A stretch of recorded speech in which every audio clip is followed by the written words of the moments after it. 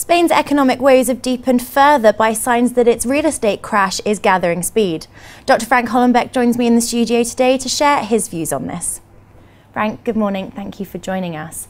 Housing prices are down approximately 24% from their peak in 2007 and are expected to sink a further 35 to 40% over the next 10 years. Talk us briefly through how the Spanish housing market came to be in this position. Well, housing prices in Spain went up 30% higher than in the United States. Now, if we look at the U.S., which has a population which is 6.5 times larger than Spain, the U.S. currently has about 2.5 million homes that are for sale. When we look at Spain, and we see that last year about 700,000 new units came onto the market. Spain has a total amount of homes for sale of about 15 million homes. So you can see that the current situation in Spain is actually quite worse than it is in the United States.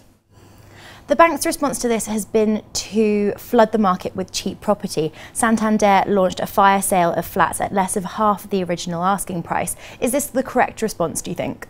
Well, the IMF has said that it's going to take 4.5 years to clear unsold homes.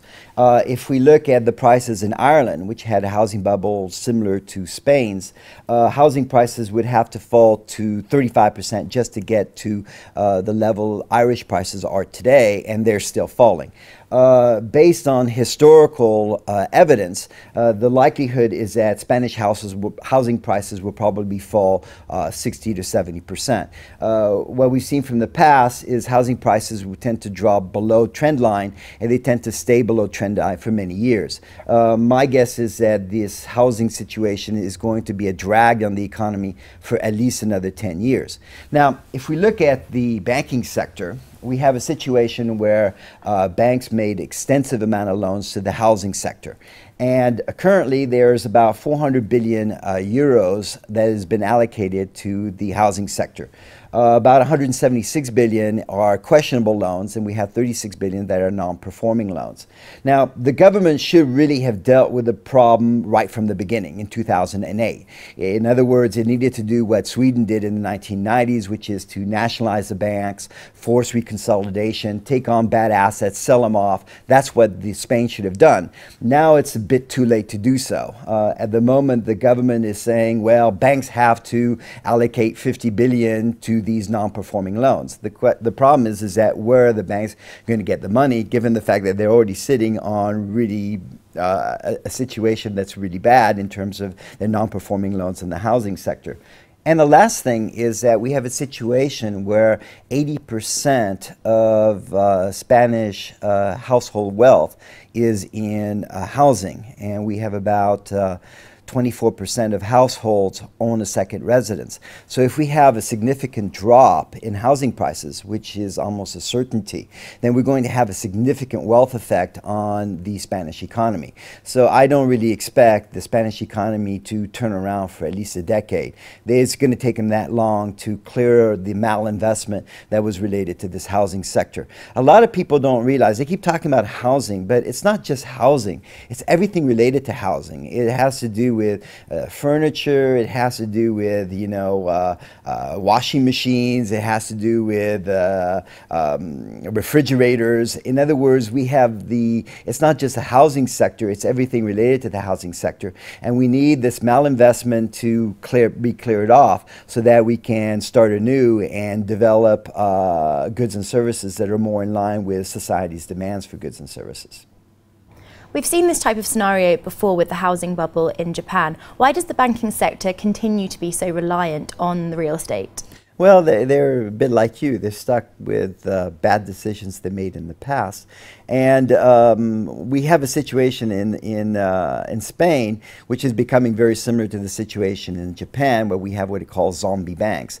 And what do we mean by zombie banks is that banks are no longer acting as financial intermediaries. In other words, they're no longer taking in savings and turning it around and loaning money to small businesses. And growth will come from small businesses. At At the moment, what's happening is that banks are dependent on ECB money, and they're just flipping the money over. In other words, they're getting cheap loans of 1%, which they're investing in government debt at 4 or 5%. And what's happening is their bad loan situation is actually getting worse if you consider that Spain has getting a higher and higher probability that it's going to go bankrupt. I really need to talk about something that's really bothered me in all of this, is that central banks for the last 20 years have been blowing bubbles.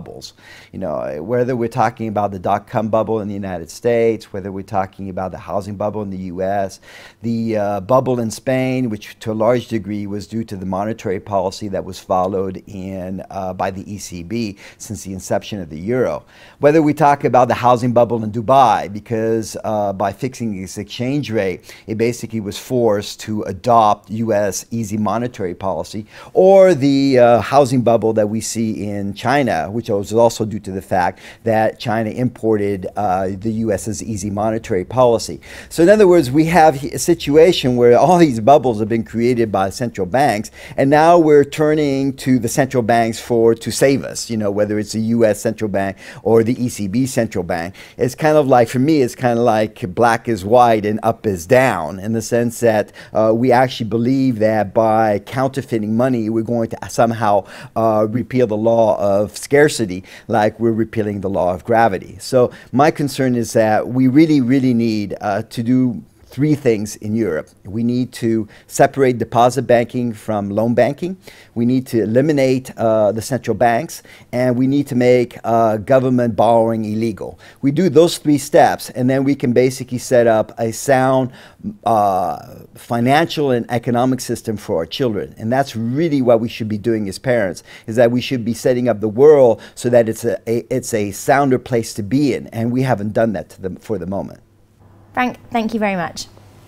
That's all we've got time for this morning. However, we'll be back with more exclusive interviews from the Dukascopy TV studio. For now though, goodbye.